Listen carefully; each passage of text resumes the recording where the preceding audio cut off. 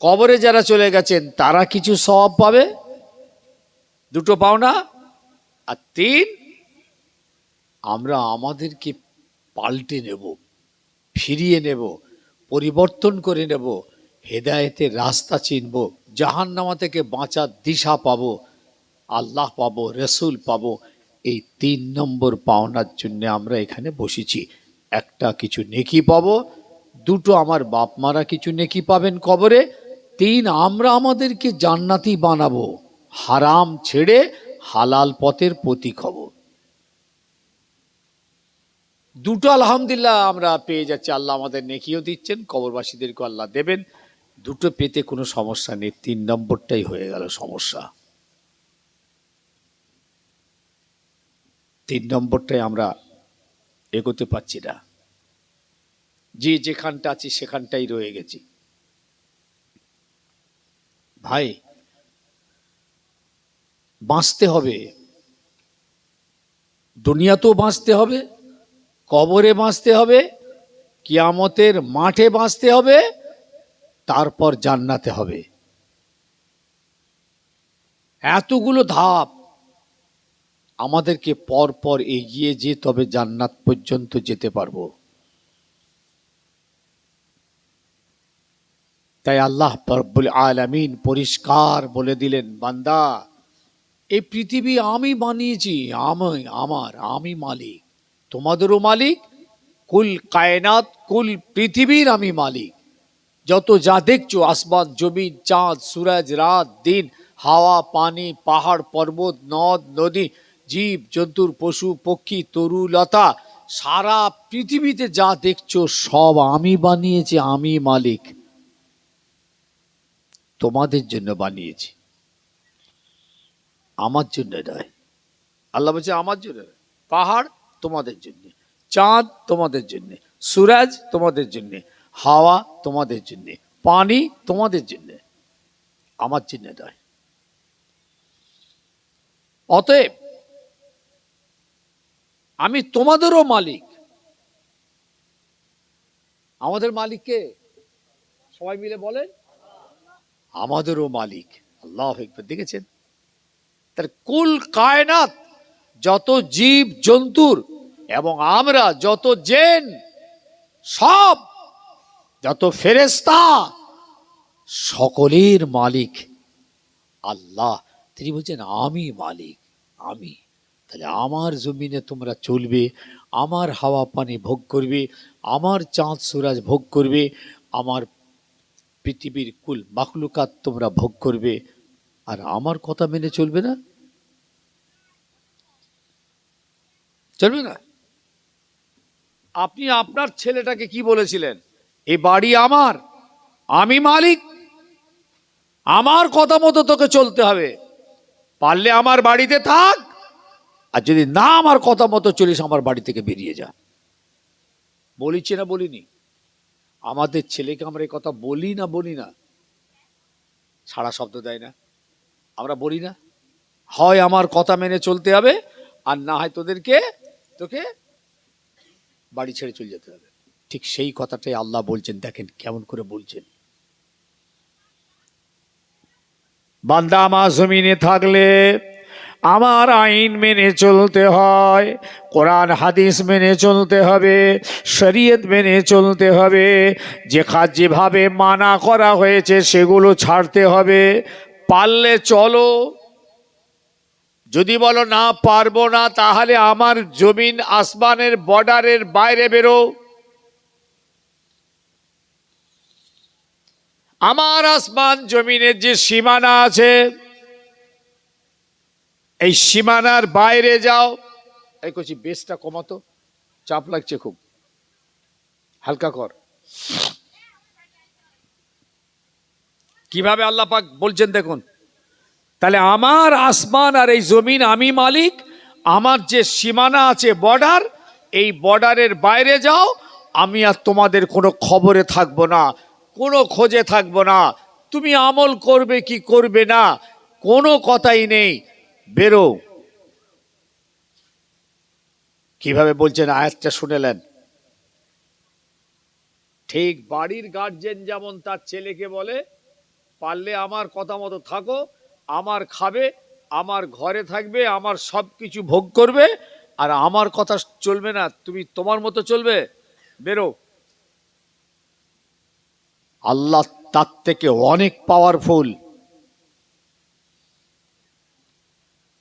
সমুদ্রের ভিতরে যে জীবগুলো আছে তারও মালিক উনি, পাহাড়ের গুহায় যা আছে তারও মালিক তিনি, জঙ্গলের ভিতরে তাদেরও মালিক তিনি, আল্লাহু আকবার, আসমানের উপরে তাদেরও মালিক তিনি। আল্লাহ বললেন ইনিস্তাতাতুম আনতালফুযু মিন আকতারিস সামাওয়াতি ওয়াল আরদ ফালফুযু। বান্দা, তোদের যদি ক্ষমতা থাকে, তোদের জন্য যদি সম্ভব হয়, তাহলে আমার আসমান জমিনের সীমানার বাইরে বেরিয়ে যা, বেরো, বেরো। আর যদি আমার জমিনে থাকতে চাও, আমার হাওয়া পানি চাঁদ সূরজ রাত দিন ভোগ করতে চাও, তাহলে আমার কথা মেনে চলতে হবে, আমার আইন আমার হুকুম সংবিধান মেনে চলতে হয়। যদি চলতে পারো আমার জমিনে থাকো, যদি চলতে না চাও আমার আসমান জমিনের সীমানার বাইরে যাও।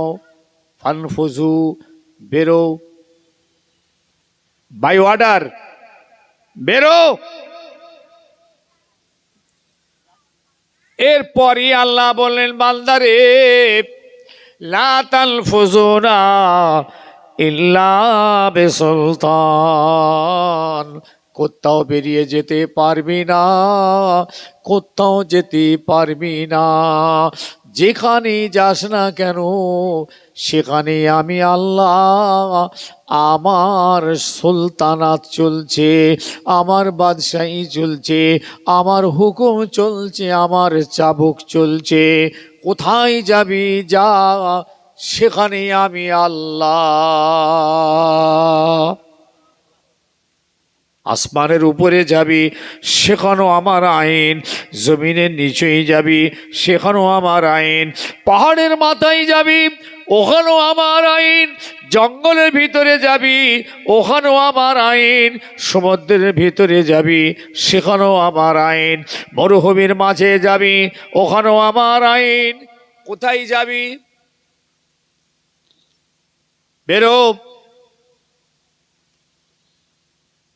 65 বছর ধরে ওয়াজ শুনছেন, 70 বছর ধরে এখনো নামাজ পড়েননি, বেরিয়ে যান। খোদা বলছেন বেরো। তুই আর নামাজ না পড়লো আর পড়লো আমার কিচ্ছু যায় আসে না, তুমি আমার খাবে, আমার জমিনে থাকবে, আমার হাওয়ার অক্সিজেন নিয়ে বাহাল তবিয়তে বেঁচে থাকবে, আর আমার কথা মানবে না। এর পরেও যদি তুমি এই রকম গোস্তাকি করে আমার জমিনে থাকো, অথচ আমার কথা যদি না মানো, তাহলে হুঁশিয়ার থেকো, কবরে তোমাকে শাস্তি দেব, কিয়ামতের মাঠেও আমি দেব, কঠিন জাহান্নামার ভিতরে ফেলে হাজার হাজার বছর ধরে আমি তোমার তছনছ করে দেব।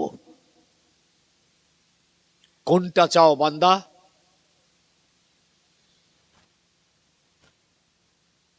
বাঁচার জন্য আল্লাহ আমাদেরকে সব হুঁশিয়ারি দিয়ে দিয়েছেন।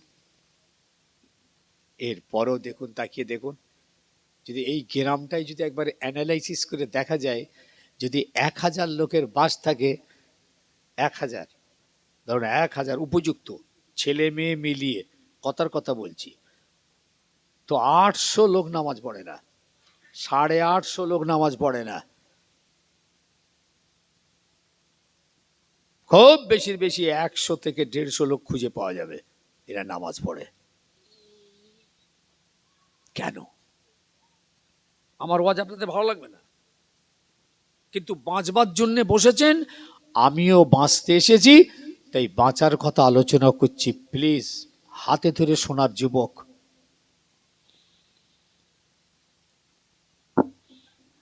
আজকে আমাদের বাড়ির মেয়েরা পর্যন্ত নামাজ ছেড়ে দিয়েছে, তার একটাই কারণ, পুরুষরা নামাজ পড়ে না, পুরুষরা দায়ী।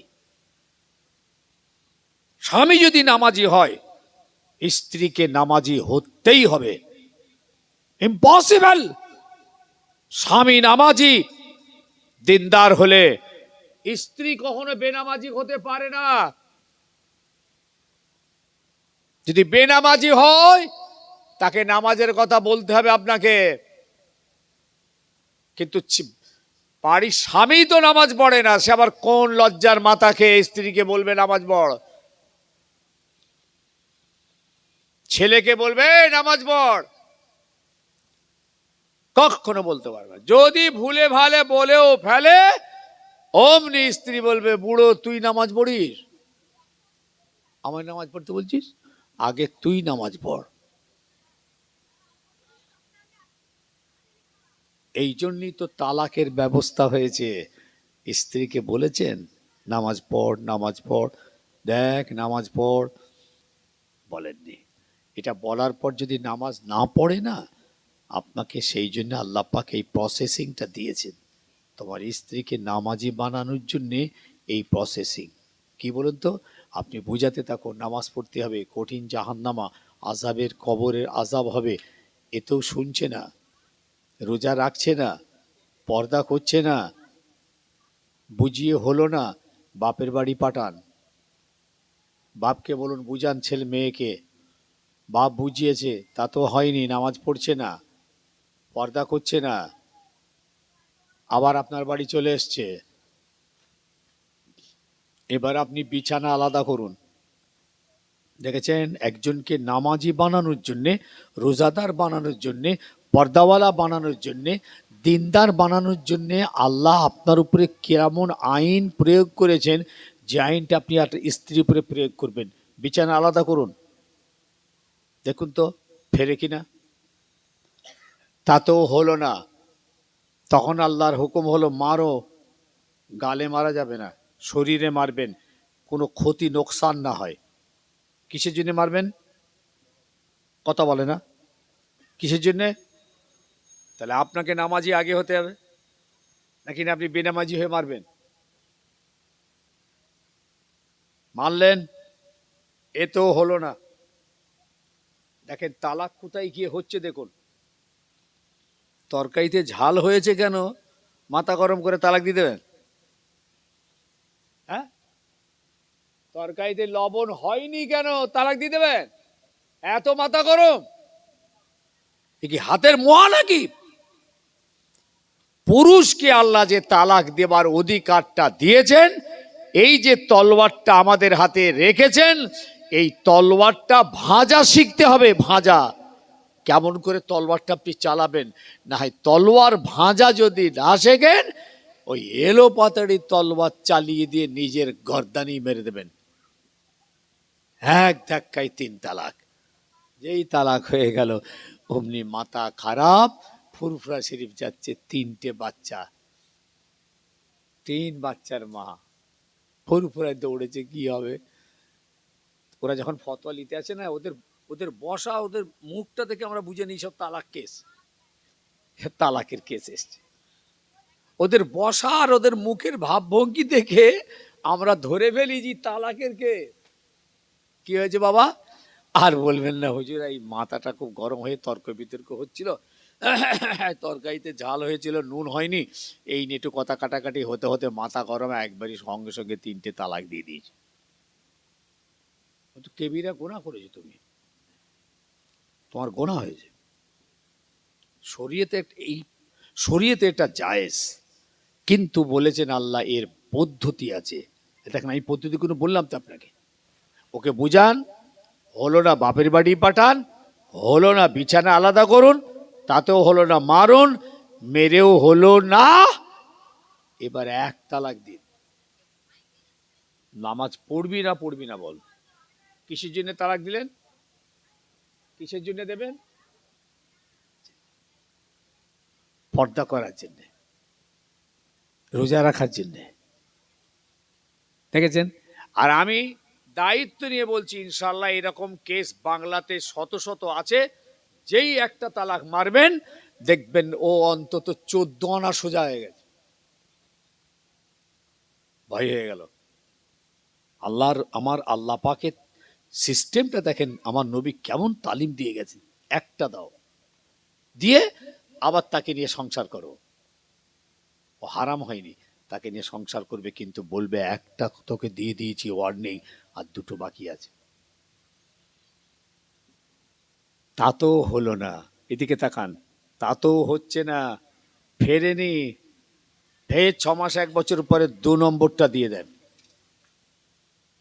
দেখেন এবার ফেরে কিনা। তখন ওই স্ত্রী হালাল, তাকে নিয়ে আপনি সংসার করতে পারবেন। কি হলো, তালাক দিয়ে কেউ আছেন নাকি? ভালো করে শিখেলেন, তা তো হলো না। আপনিও মনের দিক থেকে তৈরি হয়ে গেলেন, সেও মনের দিক থেকে তৈরি, আমি এই স্বামীর আর সংসার ঘর করব না। 3 নম্বরটা দিয়ে বার করে দেন, যা। এটা হচ্ছে সুন্নাত তালাক, সুন্নাতে রাসূল, এটা এই তরিকাটাই হলো হক। আপনি নিজেও নামাজ পড়লেন না, আপনার স্ত্রীকে নামাজের কথা বলবেন কবে আর তালাক দেবেন কবে? হ্যাঁ, তাই আমার আল্লাহর কোরআন জানিয়েছেন, কো আনফুসাকুম ওয়া আহলিকুম নারা, নিজে বাঁচো, নিজের পরিবারদের বাঁচাও। কো আনফুসাকুম ওয়া আহলিকুম নারা, আগে নিজে বাঁচো, পরিবারদের বাঁচাও। ও আমার বাপ, ছেলে, ভাই, যুবক, জওয়ান, মুরব্বী, মা বোনেরা, বলে যাচ্ছি, বলার হক আছে, বলার অধিকার আছে। হেদায়েতের দায়িত্ব আমাদের নয়, হেদায়েত তো আমরা করতে পারবো না। আল্লাহ বলেছেন, নবী তুমি বলে যাও, এই বলে দেওয়াটাই তোমার দায়িত্ব, হেদায়েত আমার হাতে।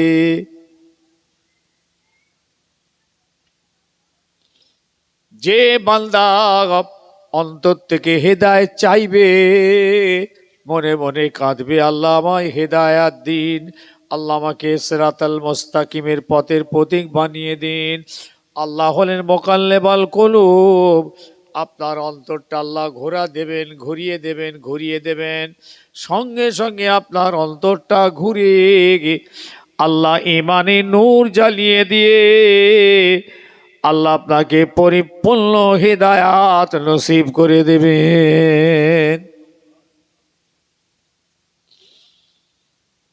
চাইতে হবে আল্লাহর কাছে, হিদায়াত এমনি পাওয়া যায় না, ওয়াজ শুনলেও হিদায়াত হওয়া যায় না, হিদায়াত অন্তর থেকে খোদার কাছে চাইতে হয়। দিল চাইলে আপনি পাবেন, না চাইলে হিদায়াত পাবেন, আল্লাহ পাক পরিষ্কার বলে দিয়েছে। যতক্ষণ না পর্যন্ত কোন কম যতক্ষণ না পর্যন্ত আমার কাছে পরিবর্তন না চাইবে, হেদায়েত না চাইবে, আমি তাদের হেদায়েত দেব না। হয়েছে? আপনি না চাইলে পাবেন কি করে? হেডমাস্টারের কাছে কিছু আপনার দরকার আছে, আপনাকে চাইতে হবে। প্রধান সাহেবের অফিসে, পঞ্চায়েতে গেছেন, কিছু দরকার আছে, আপনাকে চাইতে হবে। থানায় গেছেন, কিছু দরকার, আপনাকে দরখাস্ত দিয়ে যাইতে হবে। আল্লাহর কাছে আপনার চাওয়া আছে, আল্লাহ আমায় নামাজি বানান, রোজাদার বানান, আল্লাহওয়ালা বানান, আল্লাহকে চাইতে হবে।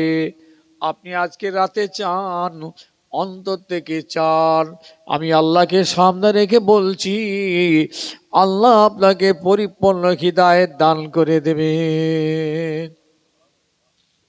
কোনোদিন চাননি আপনি টাকা পয়সা চেয়েছেন, ছেলে পুলে হয়নি চেয়েছেন, বিমার হয়েছে ভালো হওয়ার জন্য চেয়েছেন, পেয়েছেন সব। বিপদ আপদ মুসিবত থেকে বাঁচার জন্য চেয়েছেন, আল্লাহ আপনাকে সেখান থেকেও বাঁচিয়েছে। সন্তান হয়নি চেয়েছেন, সেখান থেকেও আল্লাহ দিয়েছেন। এ তো দুনিয়ার চাওয়া চেয়েছেন, হেদায়েত কেন চাইবেন না? হেদায়েতটা আল্লাহ বলছেন, দুটোই আমার কাছে চাইবি, দুনিয়াটাও চাইবি, আখিরাতটাও চাইবি। আমি আল্লাহ কথা দিলাম দুটোই আমি তোদের দান করে দেব। কেমন করে চাইবি ভালো করে শুনে নে। রব্বানা আতিনা ফিদ দুনিয়া হাসানাতাও ওয়া ফিল আখিরাতি হাসানা ওয়া কিনা আযাবান নার। রব্বানা আতিনা ফিদ দুনিয়া হাসানাতাও ওয়া ফিল আখিরাতি হাসানা ওয়া কিনা আযাবান নার। কিরকম চাইতে বলছেন দেখুন। আয় আল্লাহ দুনিয়াতে আমার ভালাই দিন, আল্লাহ আখিরাতেও আমার ভালাই দিন। দুটোই চাইবেন। দুনিয়ার ভালাই কি চেয়েছেন? আল্লাহ আমার টাকা পয়সা দিন, বাল বাচ্চা দিন, চাকরি বাকরি দিন, জমিতে ফসল দিন, আল্লাহ আমার একটা চাকরি দিন, আল্লাহ আমার আলাওলাদ দিন, আল্লাহ আমার সম্মান দিন। সব দুনিয়া চাইছেন। ওয়াফিল আখিরাতে হাসানা, আল্লাহ আমার আখিরাতের ভালাই দিন। তার মানে আখিরাতের ভালাই দিন মানে কি? সরাসরি জান্নাত দিয়ে দেবে নাকি? নামাজ নেই, রোজা নেই, সারা নেই, শরীয়ত নেই, মদ ছাড়লে না, সুদ ছাড়লে না, ঘুষ ছাড়লে না, আল্লাহ সরাসরি জান্নাত দিয়ে দেবে? আল্লাহ আমায় নামাজি বানিয়ে দিন, রোজাদার বানিয়ে দিন, চরিত্রবান বানিয়ে দিন। আমার ভিতরে যেসব খারাপগুলো আছে আল্লাহ আমার দিল থেকে সরিয়ে দিন। এইভাবে আপনি খোদার কাছে কাঁদুন, আল্লাহ আমাকে, আল্লাহ আপনি আমাকে বাঁচান। আখিরাত পেতে চাই, আল্লাহ পেতে চাই, রসুল পেতে চাই, নাজাত পেতে চাই, জান্নাত পেতে চাই, জাহান্নামা পেতে চাই। আল্লাহ আপনি আমার অন্তরে মসজিদের মহাব্বত দিন, নামাজ রোজার মহাব্বত দিন, হজ জাকাত কুরবানি আদায় করার মহাব্বত দিন। এই চাওয়াটা হলো আখিরাত। আল্লাহ দুটোই চাইতে বলেছেন। যে বান্দা আমার কাছে দুটোই চায় আমি আল্লাহ তাকে দুটোই দান করে দিই। যে বান্দা আমার কাছে একটা চায় আমি তাকে একটা দিই। যে দুনিয়া চায় তাকে আমি দুনিয়া দিই, আখিরাত পায় না। যে আখিরাত চায় আমি তাকে আখিরাত দিই, দুনিয়া পায় না। আর যে বান্দা আমার কাছে দুনিয়ার আখিরাত দুটোই চায় আমি আল্লাহ তাকে দুটোই দান করি।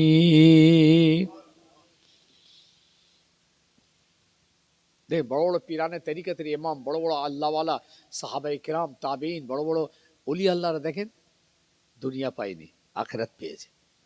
না ঘর আছে, না বাড়ি আছে, না খাওয়া আছে, না গাড়ি আছে, না পোশাক আছে, না আমিরানা আছে, কি কি আছে দেখুন, তাদের জীবনী দেখুন, কিচ্ছু নেই। ভাঙা টুটা ভাড়া একটা ঘরের মধ্যে জীবন কেটে যাচ্ছে। একবেলা খাওয়া হয়, একবেলা হয় না। একটা রুটি করে দুজন চারজন পাঁচজন একটা একটা করে রুটি, তার সঙ্গে দুটো খোরবা পানি। ওরা আখিরাত চেয়েছে। আখিরাতে কিন্তু জান্নাতের খানা, জান্নাতের ঘর, জান্নাতের হুর। আখিরাত তাদের জন্য একদম কমপ্লিট হয়ে আছে। দুনিয়া তারা চায়নি, তো চায়নি তারা। আমার নবী যদি বলতেন আল্লাহ ওহদ পাহাড়টা আমার জন্য সোনা বানিয়ে দাও, আল্লাহ সোনা বানিয়ে দিতেন। কিন্তু আমার নবী তো চান না, দুনিয়ার এসব আমার নবী চাই না। আল্লাহ দুনিয়াতে আমার দরকার নেই, আল্লাহ আখিরাতে আল্লাহ আপনি আমাকে দেবেন। আল্লাহর হাবিব সাহাবীদের বলতেন, ও আমার সাহাবীরা ভালো করে শুনে নাও, দুনিয়ার বেইজ্জতি অনেক ভালো আখিরাতের বেইজ্জতির থেকে।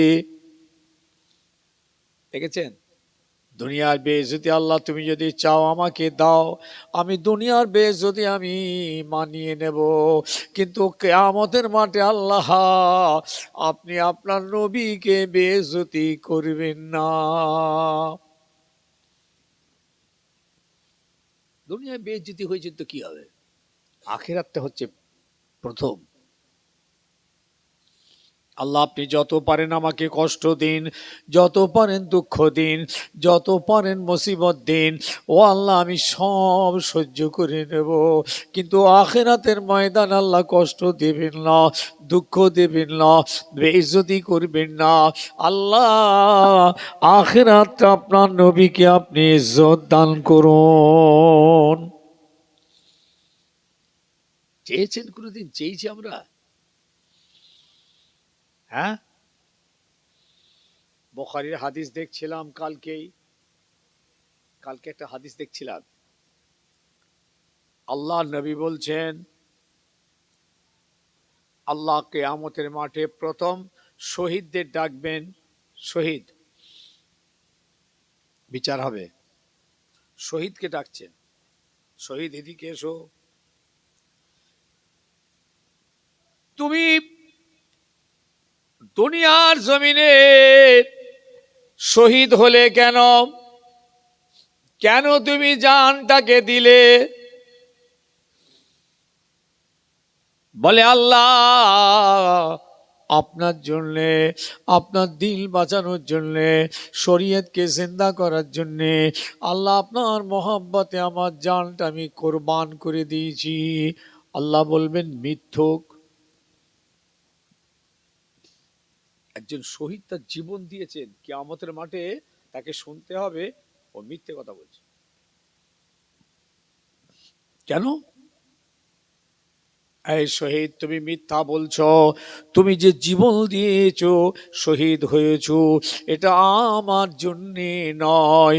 দুনিয়ার মানুষ তোমাকে শহীদ বলবে, দুনিয়ার মানুষ তোমার নাম করবে, দুনিয়ার নাম মানুষ তোমার বাহাদুরি বলবে, এই জন্যে তুমি শহীদ হয়েছো। যুদ্ধের ময়দানে গিয়ে যুদ্ধ করেছো। যাও, যাদেরকে খুশি করার জন্যে, যাদের নাম যশ খ্যাতি তাদের যাদের কাছ থেকে পাওয়ার জন্যে তুমি জীবন কোরবান করেছো, তাদের কাছে তুমি তোমার পাওনা নিয়ে নাও। আমার জন্য তুমি মরনি। মিথ্যে কথা বলছে আমার কাছে। এরকম অনেক বান্দা কিয়ামতের মাঠে উঠে মিথ্যে কথা বলবে। একজন শহীদ মিথ্যে কথা বলছেন, বুঝতে পারছেন? এক সাহাবী আমার রাসূলকে জিজ্ঞেস করেছিলেন, ইয়া রাসূলুল্লাহ, একজন ব্যক্তি যুদ্ধের ময়দানে গিয়ে যুদ্ধ করতে করতে শহীদ হয়ে গিয়েছে। তার নিয়ত ছিল, উদ্দেশ্য ছিল গনিমতের মাল ভাগ পাওয়া। আরেকজন যুদ্ধ করতে করতে শহীদ হয়ে গেল, তার উদ্দেশ্য ছিল নিজের বাহাদুরিটা দেখানো। আরেকজন যুদ্ধ করতে করতে শহীদ হয়ে গেল, তার উদ্দেশ্য ছিল নিজের নাম খ্যাতি যশ চতুর্দিকে ছড়িয়ে পড়বে। ইয়া রাসূলুল্লাহ, কার মরণটা শহীদি মরণ হলো? কার মরণটা আল্লাহর পছন্দ হয়েছে? কাকে শহীদ বলা হবে? তিন রকম নিয়ত। কিয়ামতের মাঠে আল্লাহ প্রথম শহীদদের ডেকে বলবেন মিথ্যে কথা বলছে। এই দেখেন কি হবে বিচার ভাই, মাথা কাজ করবে রে। কঠিন মুআমালাত সামনে অপেক্ষা করছে আমাদের। দুনিয়া তো ধোঁকা, ধোঁকার খেলায় পড়ে না পুরো ধোঁকা খেয়ে যাচ্ছি। আল্লাহ নিজেই বলেছেন ধোঁকা। এই গাড়ি বাড়ি, আমরা সব জামা কাপড় ভালো মন্দ খাওয়া দাওয়া কি না করছি, কিন্তু খোদা বলছেন যা করছিস কর, তবে মনে রাখবি এটা কিন্তু ধোঁকা। খুব মারাত্মক ব্যাপার। ইন্না দুনিয়া লাহবু ওয়া লাইব, ইন্না দুনিয়া লাহবু ওয়া লাইব। দুনিয়া হচ্ছে খেল তামাশার জায়গা। ওয়া ইন্না দারাল আখিরাতা লাহিয়াল হায়ওয়ান। আসল জীবন হলো আখিরাত, আসল জীবন হলো আখিরাত, আসল জায়গা হলো আখিরাত। এই দুনিয়া হলো ধোঁকা। হুজুর কি বললেন? তিনজনের কথা শুনে কি বললেন? আমার সাহাবী তিনজন, আর রাজুল ইউকাতিলু লিযিকরি, আর রাজুল ইউকাতিলু লিল মাগনামি, আর রাজুল ইউকাতিলু লিয়ুরা মাকানহু ফামান ফি সাবিলিল্লাহ। ওগো আল্লাহর নবী, কে ফি সাবিলিল্লাহ শহীদ হয়েছে? আল্লাহর হাবিব জবাব দিলেন, মান কাতালা লিতাকুনু কালিমাতুল্লাহি হিয়াল উলিয়া ফাহুয়া ফি সাবিলিল্লাহ। যে বান্দা আল্লাহর দ্বীনকে কায়েম করার জন্যে কলমাকে কায়েম করার জন্যে, আল্লাহ শরীয়তকে জিন্দা রাখার জন্যে যুদ্ধের ময়দানে গিয়ে শহীদ হয়েছে। এই শহীদটা আল্লাহর দরবারে কবুল হয়ে গিয়েছে। ওই তিনটে বেকার, আগের তিনজন বেকার, আল্লাহর পছন্দ হয়নি। অতএব কিয়ামতের মাঠে শহীদকে বলবে, তুমি মিথ্যুক, আমার জন্য তুমি যুদ্ধ করনি, শহীদ হওনি, যাদের কাছে নাম খ্যাতি যশ পাওয়া তাদের কাছে যাও। এই বলে ফেরেশতাদের বলবে, ঠ্যাংটা ধর, ঠ্যাংটা ধর।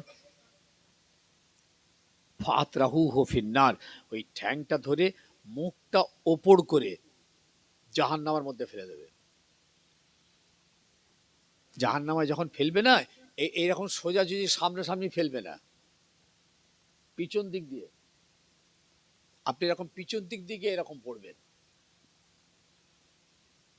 ওই জাহান্নামার ভিতরে একটা বড় পাথর যদি জাহান্নামার দরওয়াজা দিয়ে ছেড়ে দেওয়া হয়, ওই জাহান্নামার নিচু পর্যন্ত পৌঁছাতে পৌঁছাতে পৌঁছাতে 70 দিন সময় লাগবে। 70 দিন। ওই জাহান্নামীদের চেহারাগুলো এইরকম হবে না। জাহান্নামীদের চেহারা এই দুনিয়ার এই চেহারার সঙ্গে মিলবে না। আল্লাহ নবী হাদিস পাকের ভিতরে বর্ণনা করেছেন, জাহান্নামীদের চেহারা বিকট হবে, তাদের দাঁতগুলো হবে শুধু উহুদ পাহাড়ের মতন। দাঁতটা উহুদ পাহাড়, কত লম্বা, কত উঁচু আর কত ডিপ, কিছু মাথায় কাজ করছে না। কি জানি হাদিস পাক পড়ছি, তিরমিজি শরীফের হাদিস, আল্লাহ নবী বলে গেছেন, আমার না সাল্লাম না, মেনে দিয়েছি, মাথা কাজ করবে না। দাঁতটা উহুদ পাহাড়, সে কিরকম চেহারা হবে জাহান্নামার। তাহলে জাহান্নামাটা কত বড় হবে, এত বড় বড় দেহগুলো থাকবে কোথায়? বলছে আগুন খালি লাফিয়ে উঠবে, সঙ্গে সঙ্গে খেয়ে নাপিয়ে দেবে, আবার তাজা হবে, আবার আগুন লাফিয়ে উঠবে, আবার তাজা নিচেই নেমে যাবে, পুড়ে শেষ। আবার আল্লাহ পাক তাকে শক্তিশালী চামড়া হাড় হাড্ডি তৈরি করে দিয়ে যেই দাঁড়িয়ে যাবেন, আবার আগুন লাফিয়ে উঠবে। লা ইয়ামুতু ফিহা ওয়া লা ইয়াহইয়া। আল্লাহ বলছেন ওই জাহান্নামের ভিতরে মৃত্যুও হবে না, জিন্দাও থাকবে না। কি হবে তাহলে? যদি মৃত্যু না হয় তাহলে জিন্দা থাকবে। বলছে জিন্দা থাকবে না, তা তো মরে যাবে। বলছে মরবেও না, তা তো বেঁচে থাকবে, বেঁচেও থাকবে না। লা ইয়ামুতু ফিহা ওয়া লা ইয়াহইয়া। জাহান্নামের আগুনের রংটা কালো হবে, কালো। রাসূলুল্লাহ যখন মসজিদে নববী শরীফের ভিতরে এই জাহান্নামের ওয়াজ করছেন, সাহাবীরা সব চিক মেরে উঠছেন ভয়ে, আল্লাহু আকবার। জাহান্নামের ভয়ে সাহাবীরা সব চিৎকার করে উঠেছেন। কবরে আযাবের ওয়াজ করছেন রাসূলুল্লাহ, মসজিদে নববীতে সাহাবায়ে কেরামরা ওয়াজ শুনছেন। যেই কবরের আযাবের ভয়ানক কথা হুজুর বলেছেন না, তখন এরা একদম চিৎকার করেছেন ভয়েতে। কিরম ভয় দেখেছেন? হ্যাঁ, আমাদের অন্তর তো একটু কাঁপে নে। নো সাউন্ড, কোনো সাউন্ড নেই, কোনো সাউন্ড নেই। এরপরে আল্লাহ ডাকবেন মালদারকে। কোথায় ডাকবে? কোথায় ডাকবে? পয়েন্ট হারিয়ে ফেলছেন কেন? ছকটা ধরে থাকুন। কোথায় ডাকবে? কোথায় ডাকবে? এই কিয়ামতের ময়দানে। ভুলে গেলে? আল্লাহ নেমে আসবেন আসমান থেকে, বিচার শুরু হবে। প্রথম শহীদকে ডেকে এই কথা বলবেন, জাহান্নামায় পাঠিয়ে দেবে। মালদারকে ডেকেছে, বললে বান্দা, তোকে টাকা পয়সা মাল সম্পত্তি আল্লাহ আমি তোকে দিয়েছিলাম, প্রচুর মালের তুই মালিক হয়েছিলিস। সেই টাকা পয়সা সয় সম্পত্তি জমি জায়গা নিয়ে দুনিয়ার জমিনে কি কাজ করেছিলিস, কোথায় খরচ করেছিলিস বল। এই যে টাকা পয়সা আল্লাহ আপনাদের দিয়েছে না, এই খরচটাও কোথায় করবেন সেটা ভেবে চিন্তে করবেন। যেখানে সেখানে খরচ করতে যাবেন না, বুঝেছেন? বল খেলা হচ্ছে, বল খেলা, বল খেলা। হ্যাঁ, সব বিল ফিল নিয়ে সব চলে এলো। হ্যাঁ বাবু, আপনার কাছে এসেছি স্যার, কি হবে, আমাদের ছেলেরা সব শখ করেছে, একটা টাকা পয়সা তো দিতেই হবে, বিশাল খরচা, ডে নাইট খেলা, প্রায় 10টা টিমের খেলা হবে, বিরাট ব্যাপার। ও তাহলে কত লিখবো স্যার? 2000 লেখ না? হ্যাঁ, একটু বাড়িয়ে দেন স্যার, একটু। আচ্ছা আচ্ছা, 3000 লিখে দিয়ে যান। তবলা ঢিলে করে ফেলবে কবরে, আর যখন কবরে থাকবে, এইখানে যখন বলে শট মারবে না, টাম, তুমি কবরে ওখানে টাম। সুদের টাকা দিয়ে দেবে, সুদের টাকা, সুদের টাকা তুলে রেখে দেবে, হারাম টাকা হারাম কাজে দেবে না। আপনার হালাল টাকা হারাম পথে খরচ করা যাবে না, গোনা, আযাব হবে। বরং সুদের হারাম টাকা আছে, এই সুদের টাকা তো খাওয়া যাবে না, খাওয়া যাবে না কি? এই কথা বলে খাবেন, খাওয়া যাবে না। এই সুদের টাকা এলে বাবা হারাম, তোরা হারাম খরচা করকে যা, দিয়ে দেখে যান।